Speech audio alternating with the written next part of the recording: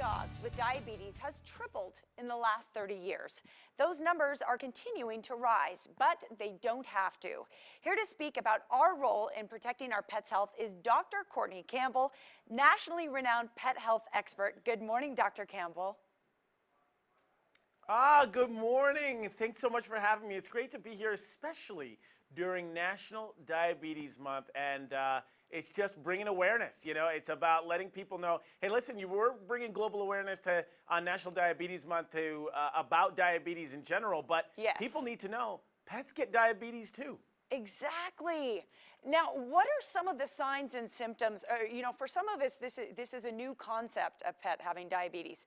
What should we look out for? You know, unfortunately, people are seeing these signs more and more because the prevalence is actually increasing. 80% in dogs over the past decade and about 20% in cats over the past decade. So these signs people are seeing more and more, but you're right. You have to know what to look for. Here are the 3 pillars of things that I would look for if I have a pet who I'm suspecting might have diabetes. Number 1. Is your pet drinking more water than usual? I mean, you're having trouble filling up that water bowl because it's gone so fast. And they're drinking out of odd places, sometimes the toilet bowl, sometimes a glass of water that you have in your hand. Number 2, is your pet urinating large volumes of water? I mean, it's like a lake in the backyard, or they're having accidents in the house when they don't normally have accidents. And then I'd say number 3, by far, this is important too to know, is your pet famished and ravenous all the time? You just can't feed them enough, and they seem to just keep losing weight. If they're drinking more, urinating more, and eating a lot more food, those are 3 signs that I would say, I think I need to go bring my pet to the veterinarian. Wow, chronic thirst. That's really interesting. I mean, it's hard with the you know, the question, is your dog always hungry? Because a lot of dogs will take, you know, a treat anytime they can get it. But, you know, for people who might be concerned. Like me. Yes, I know, like me too, actually. Yes. If people are concerned that their pet may be diabetic, can they have their pet tested? That's such a great question, because I want everybody to know out there that it shouldn't be a scary appointment. There's nothing to worry about. It's a simple blood test, and your veterinarian's probably going to want a urine test as well.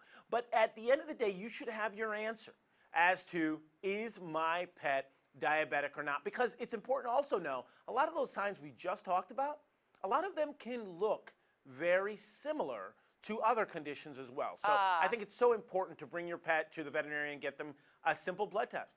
So with such a great spike in diabetes in dogs and cats in the last 30 years, what do we attribute this to? Is it what we're feeding our pets, or what are some of the causes?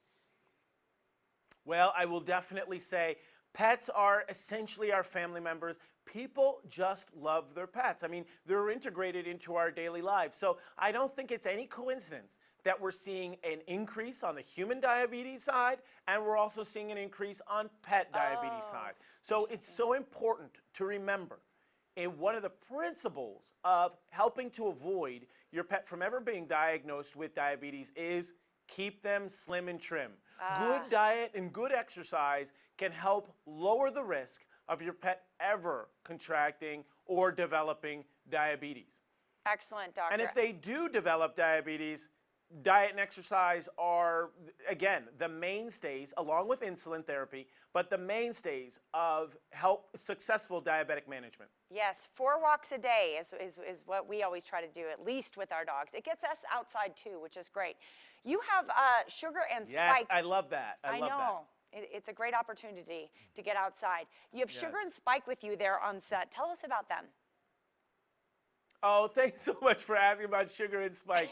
They are cute little illustrated characters. And yeah, they're fun and they're cute. And I want people to understand that they're relatable, and to let everybody know that the diagnosis of diabetes certainly is by no means a fatal diagnosis. I tell people, actually remove the die and focus on the beaties, because you can beat this together. And, you know, they have their own website, as you know, almost everybody does. It's sugarandspike.com, and it's essentially providing tips on what to look for, tools on management, and basically a treasure trove of information so that Excellent. anybody who's suspecting it or whose pet was recently diagnosed or they've been dealing with it for a while can go there and get a ton more information. Doctor, thank you so much for giving us a heads up on this important issue. We love our pets. To find out more on pet diabetes, head to petdiabetesmonth.com. Sean, over to you.